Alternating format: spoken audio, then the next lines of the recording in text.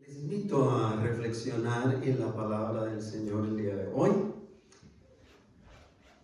El título de este tema es El reino de Dios es para los que obedecen su voluntad.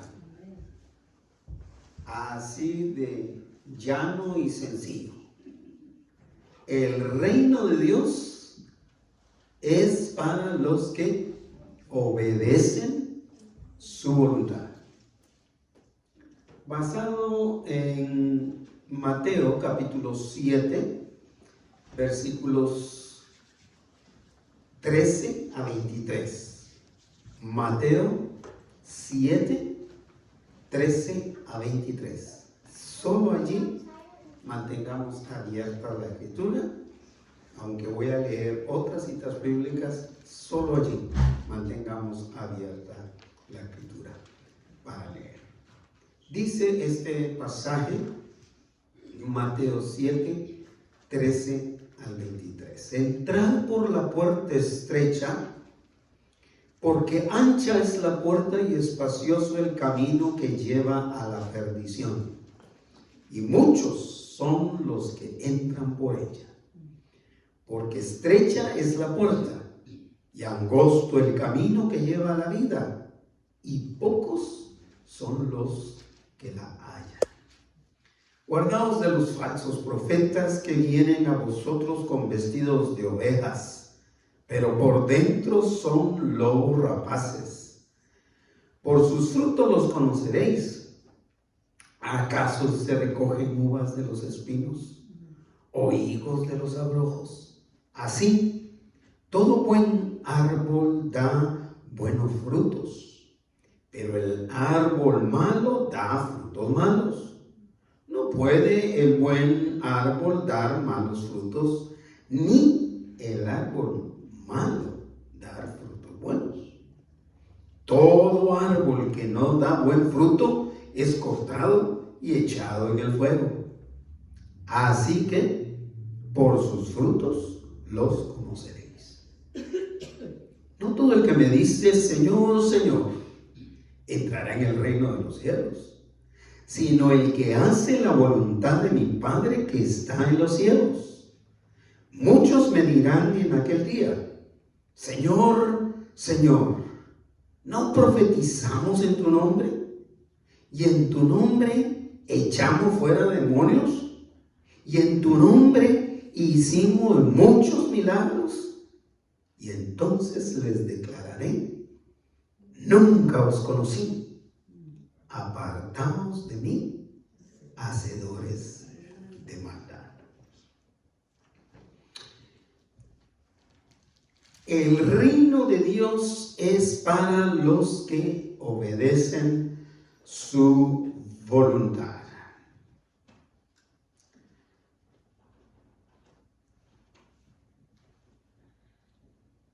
Y daremos reflexión a este pasaje que hemos leído de Mateo 7, 13 al 23, diciendo que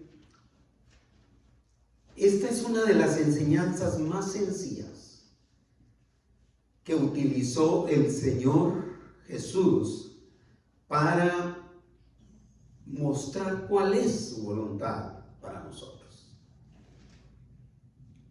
En este pasaje se usa la figura literaria conocida como alegoría.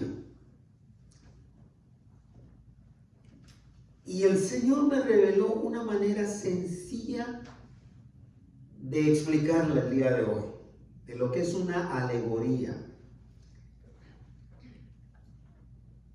¿Han escuchado ustedes la palabra alegoría, o el término alegoría, o algún derivado de esta palabra, de este término? Yo quiero decirles que sí, que ustedes más de alguna vez han escuchado esta palabra y van a ver la sencillez de lo que significa una alegoría. Todos los primeros de enero se lleva a cabo aquí un evento que es internacionalmente conocido. El famoso desfile de las rosas. Y siempre que anuncian,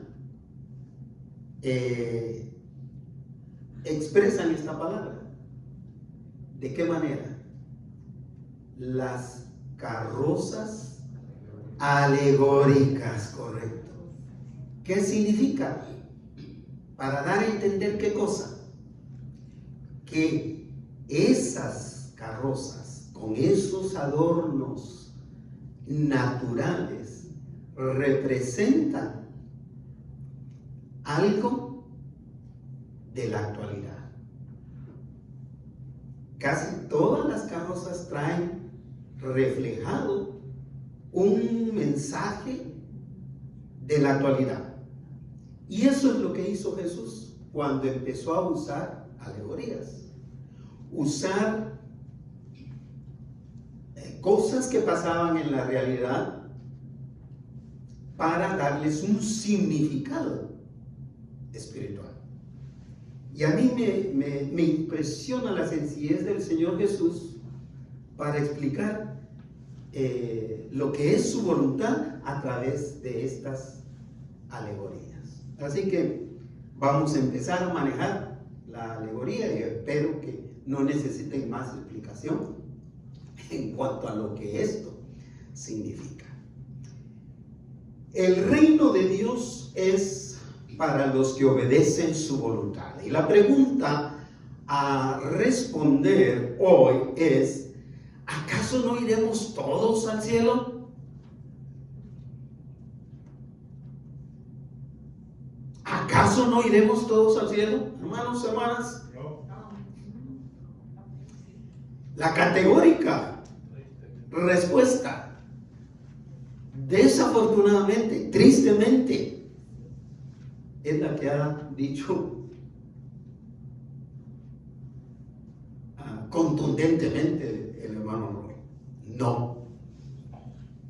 La respuesta es: no todos iremos o irán al reino de los cielos. Figúrense que el 40% de los estadounidenses tienen la falsa expectativa de que todos iremos al cielo. El 40% de los residentes de este país, de los 360 y más millones de habitantes que hay aquí, el 40% de eso viven en esta expectativa. Todos van a ir al cielo, no importa lo que hayan hecho, sea malo, sea bueno, todos nos vamos a ir al cielo.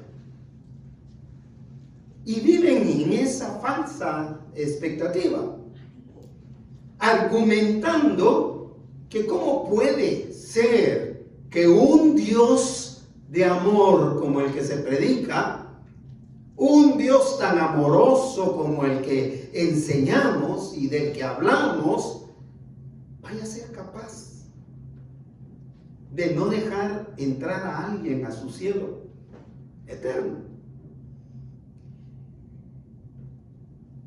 Pero esta falsa expectativa puede convertirse en una triste realidad eterna. Puede convertirse en una pesadilla eterna. Una pesadilla de la cual no se va a poder despertar. Los que viven con esa falsa expectativa de que no importa lo que hagamos, no importa a dónde vayamos, no importa lo que creamos, todos nos vamos a ir al cielo, están frente a una realidad que cuando llegue la muerte física, ya no va a ser reversible. Y es una falsa expectativa que está llevando a millones de seres humanos derechito al infierno. Así que, siendo que vivimos hoy rodeados, siempre hemos vivido rodeados de un mundo lleno de mentirosos y defraudadores. Nosotros tenemos que ser muy cautelosos. El ser humano debe ser muy cauteloso para ponerle atención y creer la verdad bíblica. Siguiente. El reino de Dios está reservado solo para los que obedecen su voluntad. Ni más ni menos. Ante esa falsa expectativa, la verdad bíblica es que al reino de los cielos solo van a entrar, solo van a llegar, y examínese usted mismo, a aquellos que hacen o hacemos la voluntad de Dios a ese respecto. Ahora sí, la pregunta para resolver entonces sería: ¿qué significa obedecer la voluntad de Dios? Y aquí es donde el Señor Jesús responde a esa pregunta. ¿Qué significa obedecer la voluntad de Dios al respecto de cómo podemos entrar al reino de los cielos? Bueno, pues significa, en primer lugar, entrar por la puerta y seguir el camino indicados por el Señor Jesús. ¿Cómo yo sé que esta iglesia está predicando la verdad?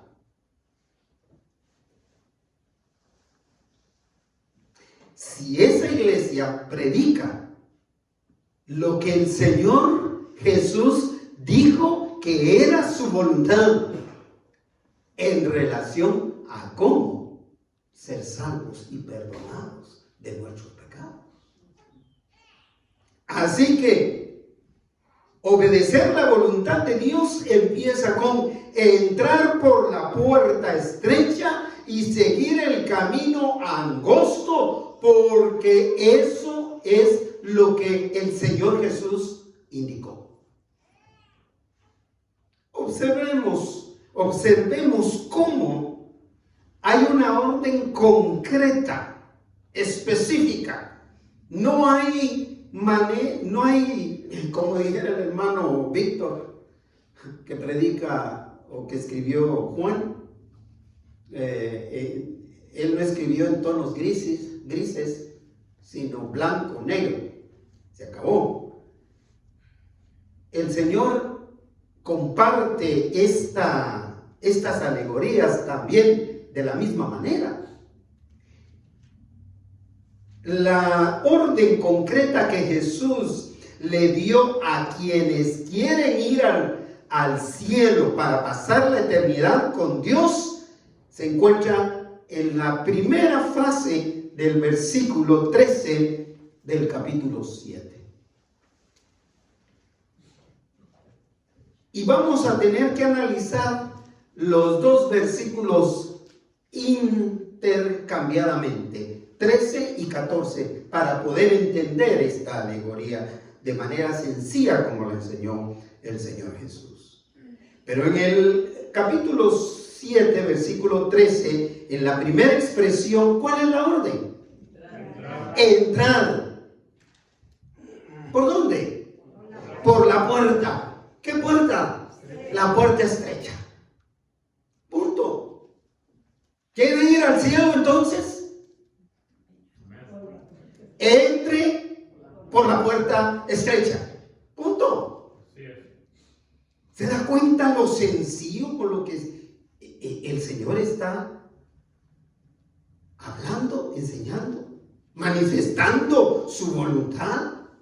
Es que no es de darle tantas vueltas a estos conceptos. Él está agarrando lo que es una puerta estrecha, pequeña, de la realidad que ellos tenían en ese entonces, porque en ese entonces había una gran diferencia entre unas puertas enormes a la entrada de la ciudad, que por las noches cerraban, pero tenían otra puerta chiquitita, estrecha, por donde pasaban de noche, con mucho cuidado, es decir, con vigilancia, protegiéndose del enemigo. Pero durante el día, mientras estaba abierta el gate, la puerta grande, la puerta ancha, todos pasaban desapercibidos. La puerta angosta. Esa es la alegoría que está usando el Señor Jesús, la figura que el Señor Jesús está usando. Y Él dice, entrad por la puerta estrecha. Entonces hay que empezar por escoger la puerta que es correcta. Y la puerta que es correcta es la que dijo o dio orden el Señor que se usara, la puerta estrecha. Esta puerta conecta con un camino que lleva al reino de Dios. Pero veamos las características tanto de esta puerta como de este camino con el que es conectada la entrada de la puerta hacia el camino. Versículo 14a. Ahora nos pasamos a la primera expresión del versículo 14. Porque, ¿qué dice? Estrecha es la puerta y angosto el camino. El camino angosto espiritualmente representa un camino que está lleno de obstáculos, un camino que está lleno de tropiezos. Por eso es que no es atractivo para la gente. Un camino que significa renuncia, un camino que significa sacrificio, un camino que significa sometimiento a la voluntad del Señor. Por eso no es atractivo. Porque estrecha es la puerta y angosto el camino. Está lleno de dificultades. Mis hermanos, el Señor nos está llevando desde finales del año pasado. Y en cada sermón que yo he predicado de noviembre para acá, en cada uno de esos he tenido que predicar, tenemos que hacerle frente a las dificultades. Porque las dificultades son parte de esta naturaleza caída, de este mundo caído. No nos podemos librar de eso. ¿Que nos cansamos? Sí, nos cansamos. En el 2020-21, yo le tuve que pedir un break, un descansito al Señor. Me sentía agotado de estar ministrando gente por haber perdido un familiar. Y ahora empezamos el año. Pero eso es lo que significa andar por ese camino angosto, lleno de dificultades.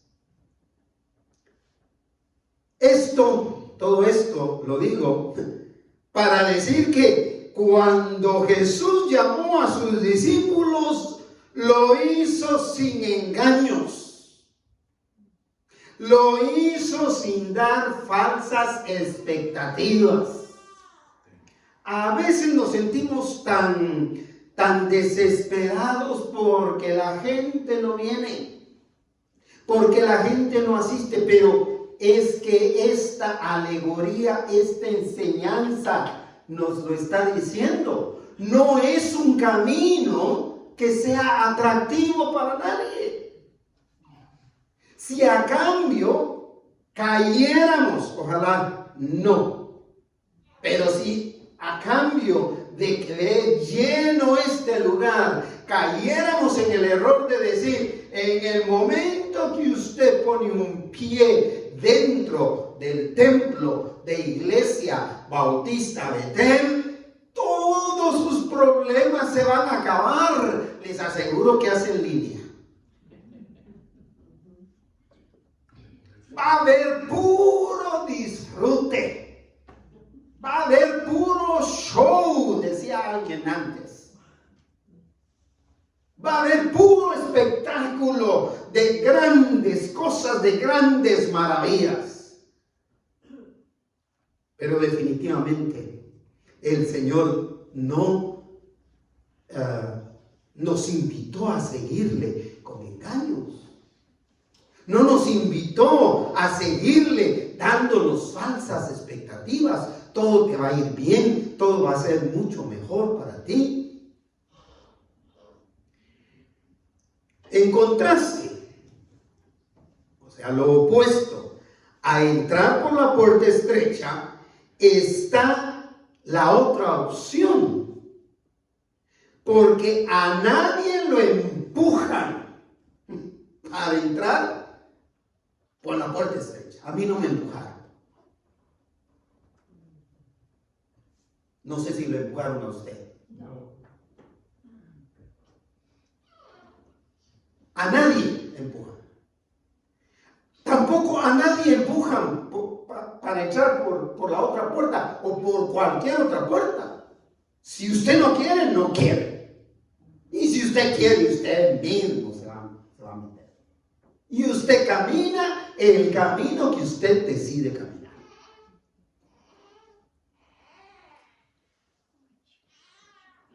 Pero entrar, el contraste, lo contrario de entrar por la puerta estrecha, entonces, ¿está la opción de entrar por la puerta ancha? Correcto. Está la opción de entrar por la puerta ancha, la cual va a conectar con un camino que también es ancho, que también es espacioso. Volvemos al versículo 13, en su segunda parte, donde se describe a esta puerta ancha. ¿Qué dice? Porque ancha es la puerta y espacioso el camino. Ahora, tanto esta puerta ancha como este camino espacioso son tan espaciosos y son tan amplios que ofrecen una comodidad enorme que todos quieren entrar. Todos quieren entrar por esa puerta. Se sienten cómodos entrando por esa puerta ancha y caminando ese camino ancho. Es una puerta atractiva, no solo porque es ancha, pero porque está adornada con muchas luces de colores al estilo de Las Vegas. Al estilo de Las Vegas, así están. Fíjese que es interesante, pero yo estaba reflexionando por un par de ocasiones yo he estado en Las Vegas, menos para jugar en los casinos, porque no, ni canicas jugaba porque no me gustaba, me la robaban rápido. Pero estaba pensando que ninguno de los hoteles, ninguno de los casinos tiene puertecitas chiquitas. Es más, ni puerta tiene. Muchos de esos lugares no tienen puertas. Necesita el espacio para entrar porque ahí va todo el mundo. Cometimos el error de llevar a uno de nuestros sobrinos para recibir el año nuevo. Era una cosa espantosa, hermanos. Espantosa. Y solo eso se me imagina. Ese camino espacioso. Pienso que al final de cuentas se va a llenar. ¿Por qué es tan atractivo? Cuando cierran ese bulevar, si usted está metido ahí, usted ya no tiene que hacer nada. Casi el peso lo llevan. Y aquella pestilencia a licor, a cigarro, a marihuana y a cuánta cosa más se pueda sentir. Con mi esposa caminamos media cuadra entre todo ese mundo de gente. Nos salimos a buscar una calle para regresar al hotel donde estábamos. Es impresionante. Y hay actividades para todo tipo de personas. Es decir, también hay actividades para familias, ¿verdad? Pero todo esto se mezcla. Todo esto se mezcla con aquellas cosas extremas que consumen a la gente, que se convierten en pecados para esas personas. Pero ese es el tipo de la puerta ancha que está describiendo el Señor Jesús. Ese es el tipo de camino ancho que está describiendo el Señor Jesús. Un camino lleno de cosas deslumbrantes, de cosas extraordinarias, al punto que es irresistible no andar por ese camino.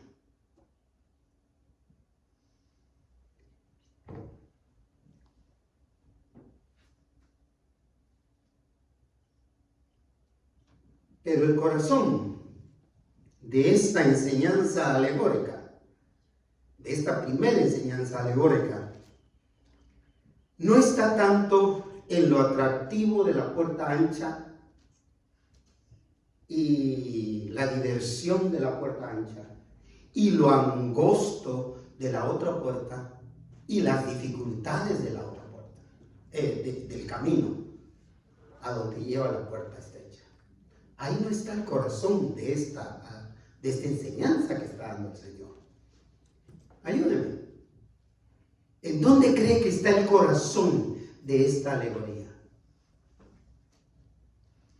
¿En dónde cree usted que está lo central en estos dos versículos que estamos leyendo? El centro, el meollo, es el destino final. Según la puerta que se usa, según el camino que usted camina. El corazón está a dónde lo lleva, a qué final lo lleva. Ese es lo que el Señor quiso dejarle claro a todo el que quiere ir al reino de los cielos. El versículo 13, entonces, nos revela un destino. Es el destino de la puerta ancha.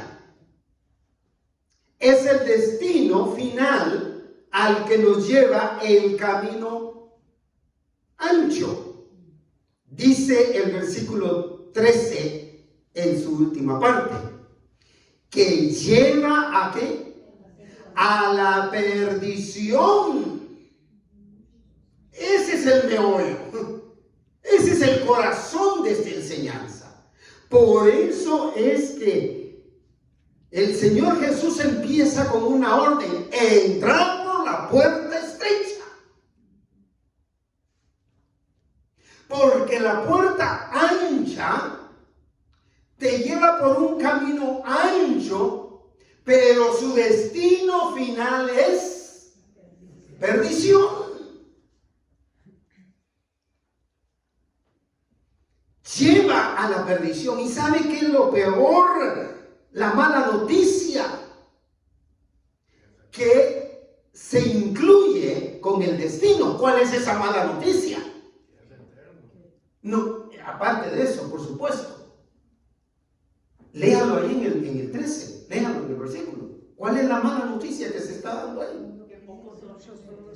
Que muchos. Porque en la puerta ancha, que muchos son los que van por ella. Sí, ¿cómo no van a ir muchos por ella? ¿Cómo no van a entrar muchos por ella si se trata de ir en un camino donde la única regla que existe es diviértase todo lo que pueda? No importa quién caiga, no importa quién se levante, aquí no hay restricciones de nada. Esa es la regla que existe. Es un final de perdición, y lo lamentable es que muchos están yendo por ella, por ese camino, entrando por esa puerta. Es triste, porque muchos de nuestros seres queridos están por ahí. Yo recuerdo en los 70s habían dos pósters diferentes que las librerías cristianas vendían. Los más populares en los 70s, 80s. Uno era del rapto, en la venida del Señor Jesús llevándose a la iglesia, y como todos los que se quedaban llorando. Era un tipo de póster que salía en ese entonces. Y el otro era precisamente esta alegoría. La puertita chiquita donde uno, dos, el pastor y uno que otro creyente en la chiquita, y en la grande el montón de gente en este camino ancho, disfrutando.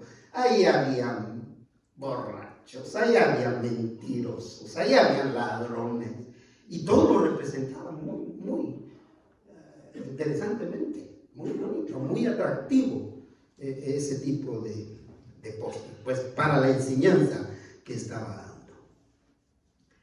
Pero ahora veamos el destino de la puerta y camino angostos. Y esto lo explica, se brinca hasta el versículo 14 en su segunda parte. Dice,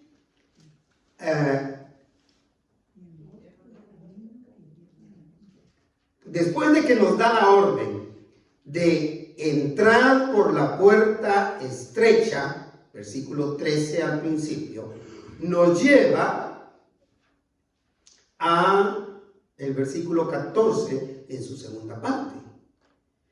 Porque esa puerta estrecha nos conecta con el camino que lleva a la vida. ¿Cuál es la noticia triste? Que pocos son los que la hallan. Que pocos son los que la buscan. Que pocos son los que quieren entrar por ella.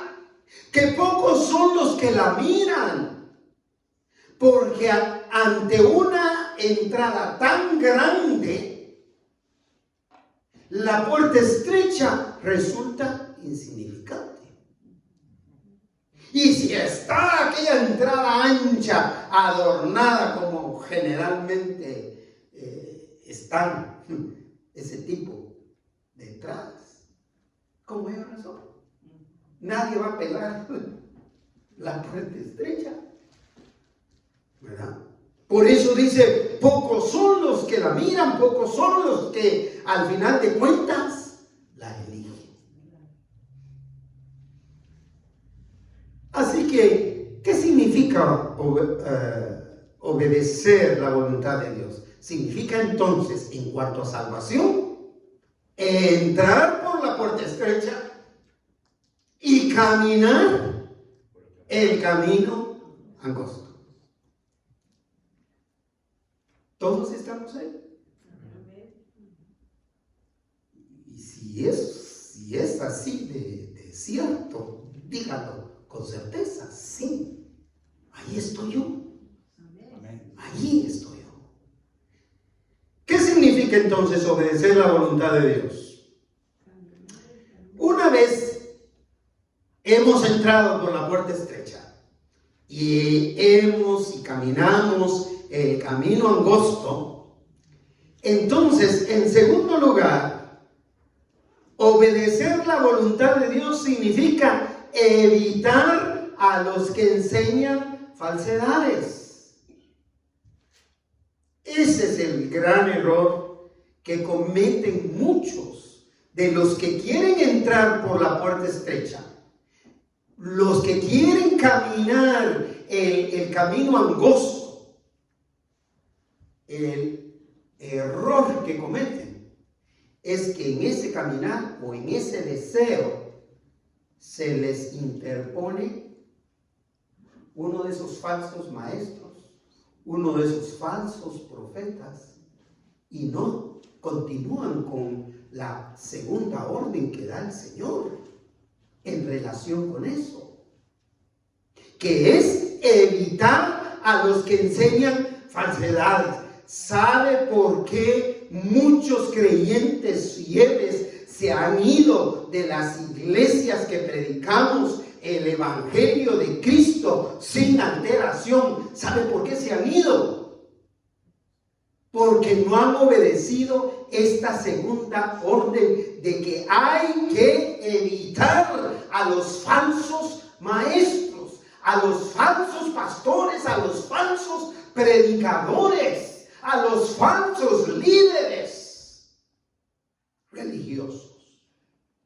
Analicémoslo según esta enseñanza, esta otra alegoría. Veamos la segunda orden concreta que les da Jesús a quienes quieren ir al cielo. Versículo 15. ¿Cuál es esa orden? Guardaos. ¿De quiénes? De los falsos profetas. En aquel entonces, profetas falsos a morir, igual que hoy, que vienen a vosotros con vestidos de ovejas, pero por dentro son lobos rapaces. Guardados. ¿Qué significa guardados? Evitar. ¿Qué significa? Dígame más, porque hay más palabras que pueden referirnos. Cuidarse. Cuídense. ¿Cómo?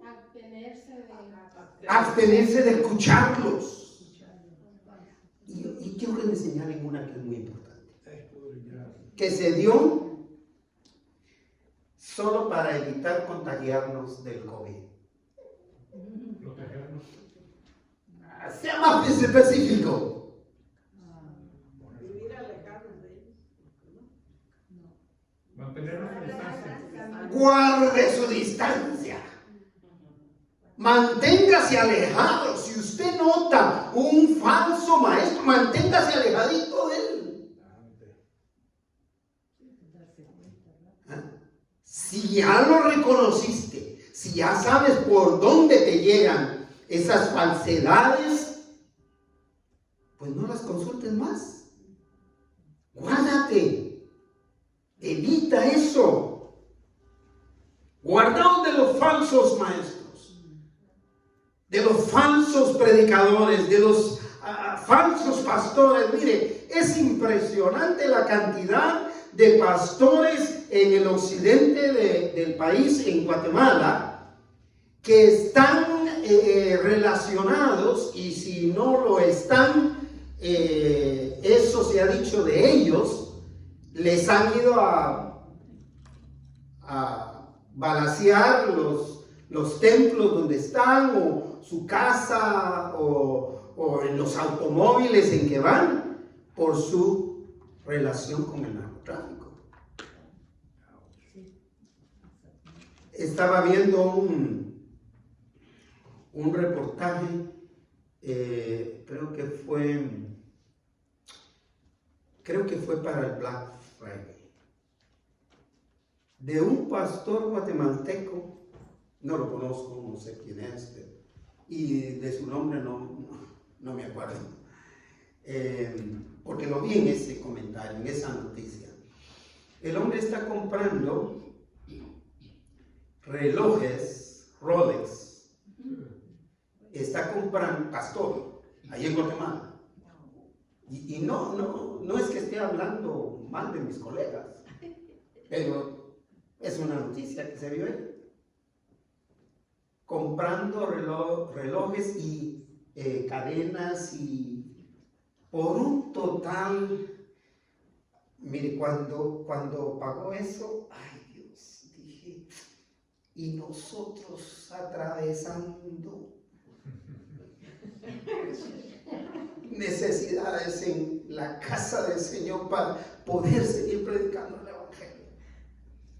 Gastó $26,000. $26,000.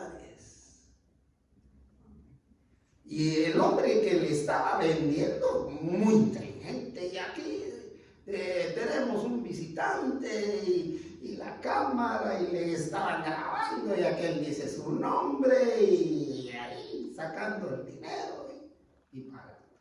Increíble. Entonces, hay falsos. Vea cómo lo dice la Escritura. Esta cita no me la busque, por favor. Pero para evitar a los falsos maestros y líderes religiosos, hay que reconocer sus falsas enseñanzas. Porque, primero que nada, predican mentiras.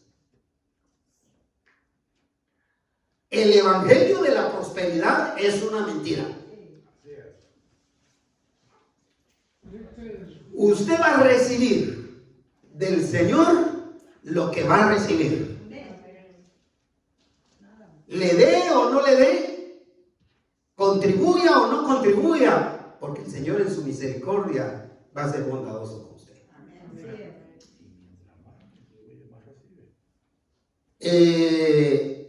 Dice Jeremías 6:14. Este tipo de líderes ofrecen curas superficiales, es decir, no hay sanidad. Para la herida mortal de mi pueblo. ¿Cuál es una herida mortal? En este caso, el pecado. Porque el pecado te lleva a la muerte. Pero ofrecen, dice, curas superficiales, remedios superficiales para la herida mortal de mi pueblo, el pecado. Dan garantías de paz cuando saben que no hay paz. Pero hay quienes buscan ganancias deshonestas con la predicación del Evangelio. Ese es el problema. Sí los hay, y lo sabía. Esto lo dice Ezequiel 22:27. Dice: tus líderes son como lobos que despedazan a sus víctimas. En realidad destruyen sus vidas a cambio de dinero. Solo piensan en sacarle a la gente y sacarle dinero a la gente. Pero también están los que son livianos. Es decir, no está haciendo nada malo. Tiene un par de adulterios, pero no está haciendo nada malo. Ha cometido un par de fraudes, pero no. De todas maneras, ofrenda y diezma. Están los livianos. Y esos que son livianos, también son arrogantes y son fraudulentos. Vea lo que dice Sofonías 3 y 4. Dice: sus líderes son como leones rugientes en cacería de sus víctimas. Sus jueces son como lobos voraces al anochecer, que para la mañana no han dejado rastro de su presa, se la han devorado. Sus profetas son mentirosos y arrogantes, en busca de su propia ganancia. Sus sacerdotes profanan el templo al desobedecer las instrucciones de Dios.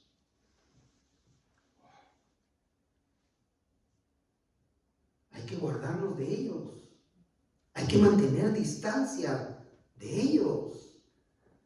Apreciemos a nuestros líderes que por años nos han dado testimonio de ser personas íntegras, predicando el Evangelio de Cristo. Apreciémoslos, amémoslos en el Señor, como lo hacen ustedes.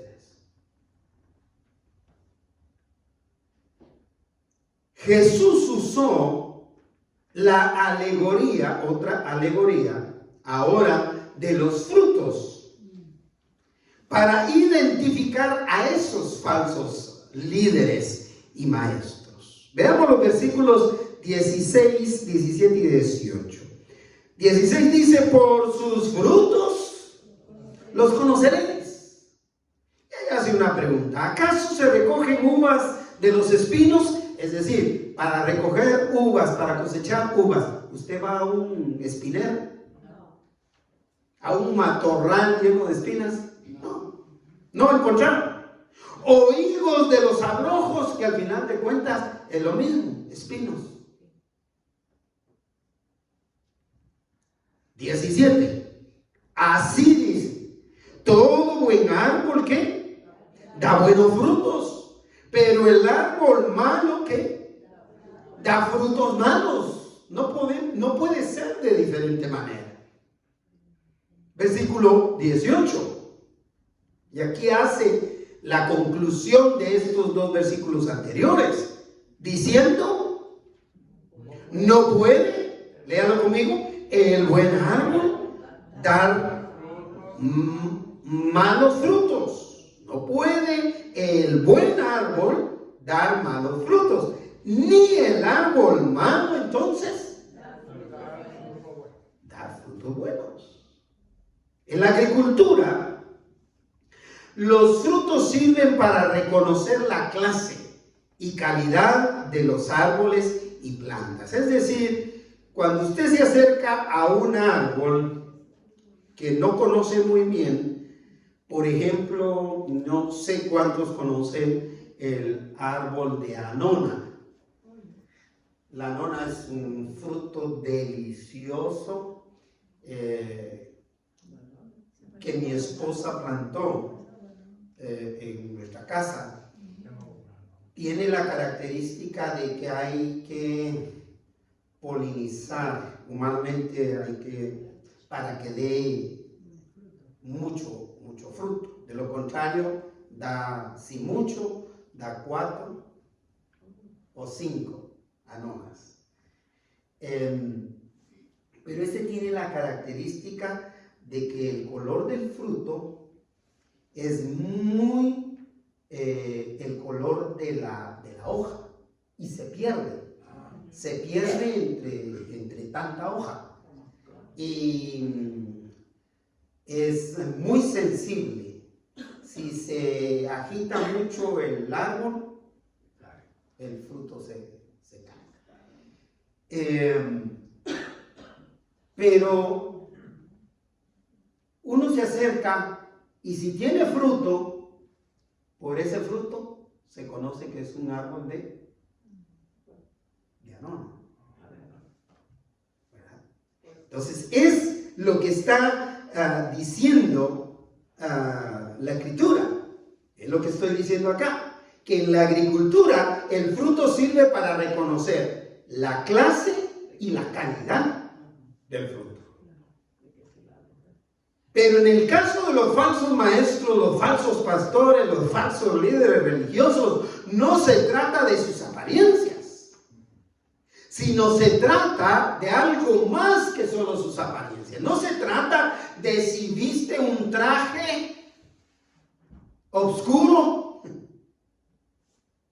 con una corbata linda, con camisa blanca.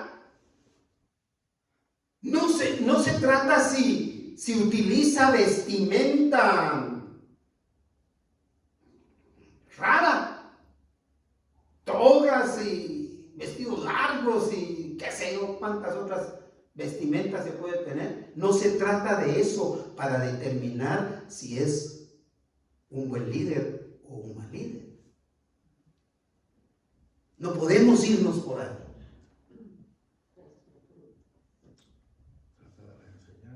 Se trata de la veracidad de sus palabras, de lo que dice, de lo que promete, con lo que se compromete. Se trata de la veracidad y de lo honesto de sus pensamientos. Se trata de la veracidad y comportamiento que tiene y el estilo de vida que refleja el carácter piadoso del Señor Jesucristo. De eso se trata.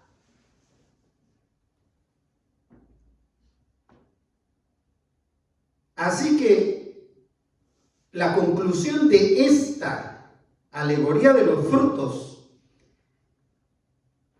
es como la conclusión de la alegoría de las puertas y los caminos. Lo importante es el final que le espera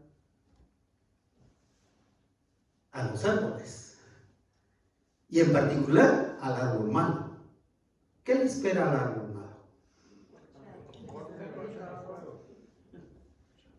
Pues que no lo diga el Señor Jesús, versículos 19 y 20. Todo árbol que no da buen fruto, ¿qué? Es cortado, es mochado, dicen los mexicanos aquí.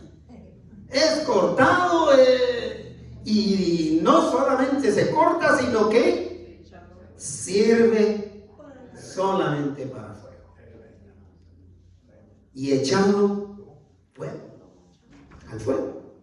Por eso en el versículo 20 el Señor hace esta declaración. Así que por sus frutos los conoceréis. De modo que lo mismo le va a pasar a los que no creen, ni siguen a Jesús obedeciendo su voluntad fielmente.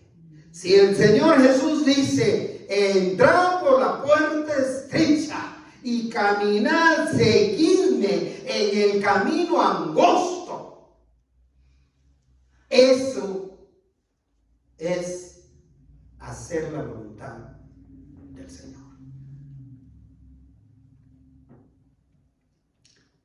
Finalmente, el reino de los cielos está reservado En tercer lugar, solo para quienes confían en Dios y hacen la voluntad de Dios.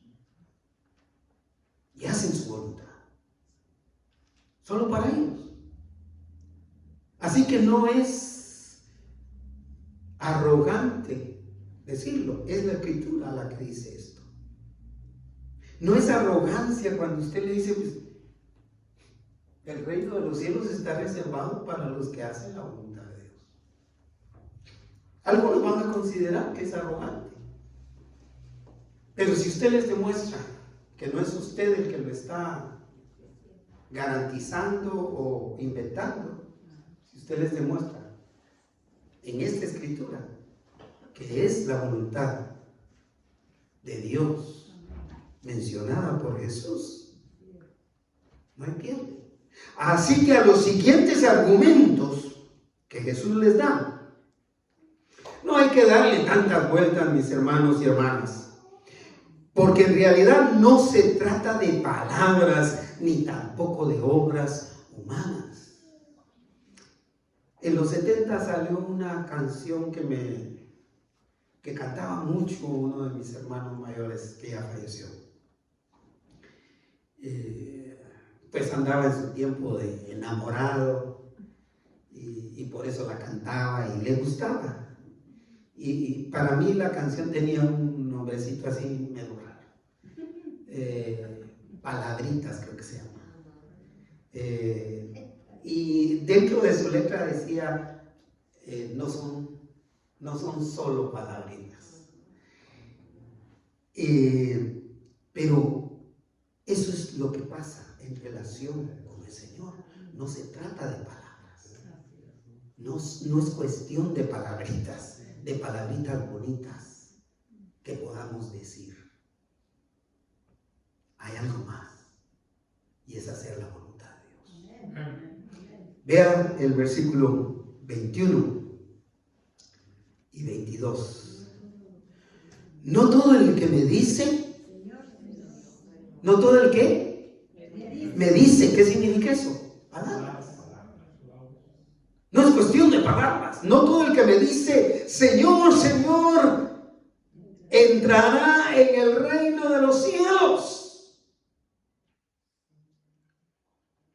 No todo el que viene y grita, no estoy en contra de eso. Si yo siento el deseo de levantar mis manos, lo hago. Si yo siento el deseo de palmear para acompañar un canto, lo hago. Si yo siento en mi corazón el deseo de moverme de esta manera para adorar al Señor, lo hago.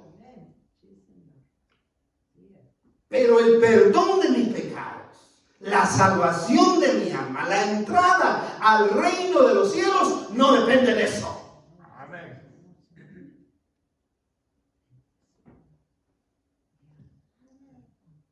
No depende de palabras, ni de obras tampoco.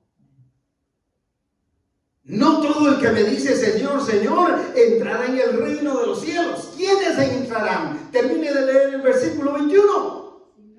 Sino el que hace la voluntad de mi Padre que está en los cielos. ¿Y cuál es la voluntad de Dios manifestada en Jesucristo? Que entren por la puerta estrecha que es Jesús. Y que caminen por el camino que es Jesús. Y que Jesús mismo nos guía por ese camino que es angosto. La voluntad de Dios es que entremos por la puerta correcta, hermanos, hermanas, y sigamos en el camino correcto. Veamos que no es cuestión de obras. Continúa el versículo 22. Muchos me dirán en aquel día, Señor, Señor, ¿qué? No profetizamos. ¿Qué significa gramaticalmente profetizar? ¿Qué es profetizar? Lo que la mamá de mis nietos les estaba enseñando esta semana. Es una acción, es un verbo, es una obra humana.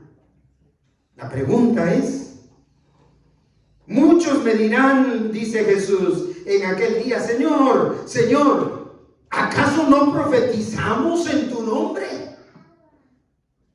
¿Acaso no predicamos en tu nombre? ¿Acaso no ofrendamos en tu nombre? ¿Acaso no diezmamos en tu nombre? ¿Acaso no nos inscribimos al programa de edificadores en tu nombre? ¿Acaso no asistimos domingo a domingo y domingo a domingo vencimos la tentación de quedarnos en la cama?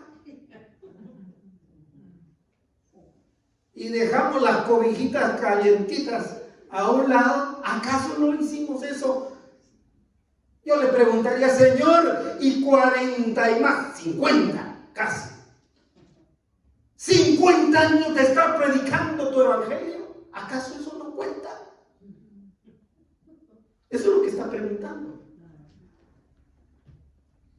No profetizamos en tu nombre. ¿Qué más? ¿Qué otra obra? Echamos fuera demonios. Campañas de sanidad donde se echaron demonios, más demonios que cualquier otra cosa. Hasta llevan récord de los endemoniados que liberaron. Y ahí va a venir con una gran lista. Y nombres, direcciones. ¿Acaso no liberamos a tanto endemoniado? Y vea cómo cierra el versículo impresionantemente. ¿Y en tu nombre qué? Hicimos muchos milagros. Hicimos. ¿Qué significa eso? Obras humanas. ¿Acaso no hicimos muchos milagros? ¿Acaso no le dimos comida al más necesitado? ¿Acaso no sanamos a los enfermos? ¿Acaso no anduve en los hospitales orando por todos aquellos necesitados con dolor? Y yo tengo récords como para decirle al Señor, Señor, ¿acaso no consolé en 50 años tantas familias? Pero eso no es lo que cuenta. Lo que cuenta es hacer la voluntad de Dios. Definitivamente el reino de Dios está reservado entonces para los que hacemos su voluntad. Así que a los que llegaron a reclamarle al Señor lo anterior, lo que está en los anteriores versículos,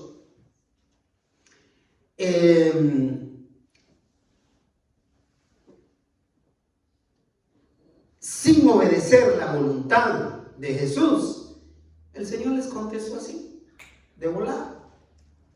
Aquellos que llegaron a decirle, Señor, y no hicimos esto y aquello en tu nombre, les contestó lo siguiente.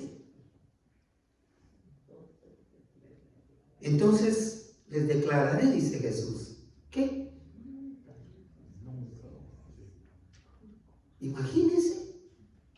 Imagínense que yo voy con un currículum, un resumen, como el que yo tengo. Y no lo digo con arrogancia, simplemente lo digo para mostrar la realidad. Yo llego con un récord así. ¿Dónde queda? Y el Señor va a decir, ¿sabes qué? Nunca te conocí. Apártate de mí, hacedor de maldad. Impresionante, ¿no le parece? En otras palabras, el Señor dirá a esos que reclaman el derecho de entrar al reino de los cielos sin cumplir su voluntad, les está diciendo, yo no tengo nada que ver con ustedes. Por muy bautista que sea, por muy evangélico que sea, por muy presbiteriano que sea, por muy católico que sea, por muy mormón que sea, por muy religioso que sea, si usted no hace la voluntad del Señor al respecto de entrar al reino de los cielos, usted también se queda fuera. Si no, tendrá que escuchar: nunca te conocí, apártate de mí, hacedor de maldad. No tengo nada que ver con lo que haces, con lo que dices, con lo que piensas, con lo que crees, ni con lo que proclamas. El Señor Jesús nos invita a seguirlo, hermanos y hermanas, negándonos a nosotros mismos, tomando la cruz del Señor y siguiéndolo cada día de nuestra vida. Y aunque eso nos parezca difícil, si el deseo suyo es realmente entrar en el reino de Dios, usted debe entrar por la puerta estrecha. Es la puerta correcta. Y caminar el camino angosto, el camino correcto, el camino que es Jesús. Esta es la oportunidad para cualquier persona de confiarle su vida a Dios, recibiendo a Jesús como su Salvador personal. Hermanos, hermanas, como su pastor, yo les pido que oremos a Dios por sabiduría espiritual, más que cualquier otra cosa, para no dejarnos llevar por las corrientes de este mundo, para que sigamos fielmente obedeciendo la voluntad